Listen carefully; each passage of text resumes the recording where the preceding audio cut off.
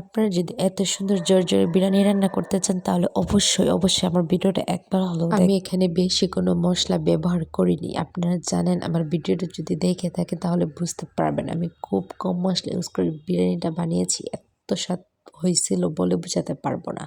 আর হচ্ছে কি আমি ব্রয়লার মুরগি দিয়ে বিরিয়ানিটা রান্না করছি। আর আপনারা যদি চান তাহলে আপনারাও ট্রাই করতে পারেন। আমি মুরগি আর আলুটা ভালো করে আগে থেকে ভেজে করে নামিয়ে নিয়েছিলাম। আমি আগে থেকে ম্যারিনেট করে রেখেছিলাম হলুদ আর মরিচ লবণ দিয়ে, তারপর ভেজে নামিয়ে নিয়েছিলাম। তারপর পেঁয়াজ কুচি তেজপাতা দিয়ে ভালো করে নাড়াচাড়া দিতে হবে যাতে ব্রাউন কালার হয়ে যায়। আর আমার পেঁয়াজ বাটাটা ছিল ফ্রিজে, আমার নামাতে মনে ছিল না। পেঁয়াজ বাটা, আদা বাটা, রসুন বাটা আমি একবারে দিয়ে দিয়েছিলাম। একবারে যেহেতু বেটে আমি রেখে দিয়েছিলাম একবারে দিয়ে দিয়েছিলাম। তারপর হচ্ছে একটা মশলা ইউজ করছি, সেটা হচ্ছে বিরিয়ানির মশলা। যেহেতু বিরিয়ানি রান্না মশলা না দিলে কেমন হয় না। আর আমি হচ্ছে ঘরে উপায় বিরিয়ানি মশলাটা ছিল, শেষ হয়ে গেছে আর বানাতে পারিনি, তার জন্য মশলাটা কিনে আনিয়েছি। মশলাটা দেওয়ার পর খুব অল্প আঁচে বেঁচে নেবেন, কারণ মশলাটা দেওয়ার পর বেশি আঁচে বেঁচতে নিলে মশলা পুড়ে যাবে, গ্রানটা আসবে না বিরিয়ানি। মশলাটা কষানো হয়ে গেলে মাংসগুলো ভেজে রাখা মাংসগুলো দিয়ে দেবেন, দিয়ে ভালো করে নাড়াচাড়া দিয়ে দিতে হবে যেন নিচ দিয়ে লেগে না যায়।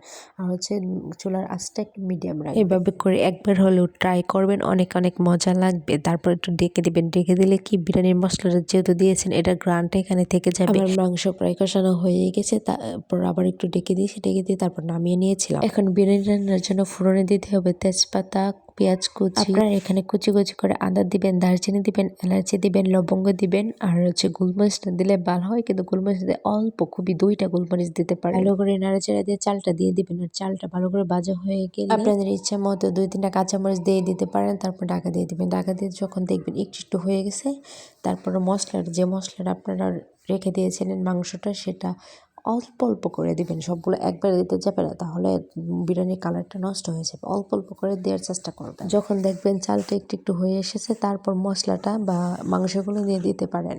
কারণ আগে দিয়ে দিলে কি হবে, কালারটা একটু বেশি টকটকা হয়ে যাবে, ভালো লাগবে না খেতে। তারপর দিলে ভালো হবে। আর মাংসটা দিয়ে দেওয়ার পর অবশ্যই আপনার চুলার আঁচটা মিডিয়ামে রাখবেন। মিডিয়ামে রেখে উপরে ঢাকনা দিয়ে দিবেন। ঢাকনা দিলে যে মশলাটা দিয়েছেন সেটার সেন্টটা বিরিয়ানির মধ্যে আসবে। আর যদি ঢাকনা না দিয়ে দেন তাহলে এটার সেন্টটা বিরিয়ানির মধ্যে আসবে না। আপনারা একটু নাড়াচাড়া দিয়ে তারপর ঢাকনাটা দিয়ে দিবেন। আর যেন খেয়াল রাখবেন নিচ দিয়ে যেন লেগে না যায়।